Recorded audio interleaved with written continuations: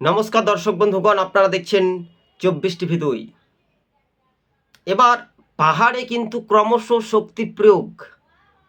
আপনারা জানেন, যখন বিধানসভা ভোট আসতেই শুধু সময়ের অপেক্ষা বলা যেতে পারে, 28-এ একেবারে সেমিফাইনালের একেবারে শক্তি মজবুত পাচ্ছেন মহারাজা প্রদ্যুৎ কিশোর দেববর্মা।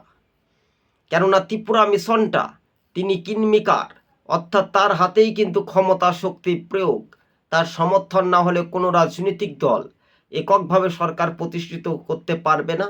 তবে পাহাড়ে 20টি বিধানসভা আসনে আপাতত এখন পর্যন্ত জয় ছিনিয়ে নিতে পারে এগিয়ে, এবং সমতলেও আসন পেতে পারে মহারাজা প্রদ্যুৎ কিশোর দেববর্মা।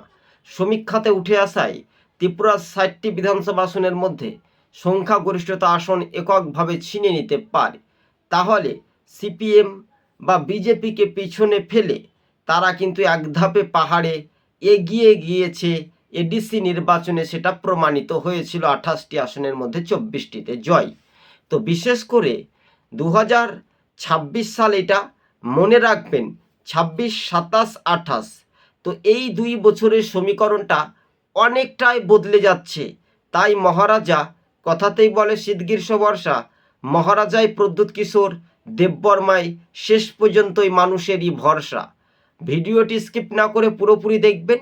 আপনাদেরকে জানিয়ে রাখি, সাবরুমে যে সিপিএমের বিরোধী দলনেতা বিধায়ক হয়ে নির্বাচিত হয়েছিলেন 23-এ, তিনি কিন্তু আর পার হতে পারবেন না। একলা চলো যদি ডুব দিয়ে আসি, তবে এবার ডুবোনো জলের উড়ন্ত পাখির মতো জয় কিন্তু ছিনিয়ে নিতে পারেন রাজ পরিবারের প্রদ্যুৎ মহারাজা। তো এই মুহূর্তের কিন্তু স্পষ্ট হয়ে যাচ্ছে। আজ এখান থেকেই সমাপ্ত বা শেষ করছি। সকলে ভালো থাকবেন, সুস্থ থাকবেন। ধন্যবাদ দর্শক বন্ধুগণ।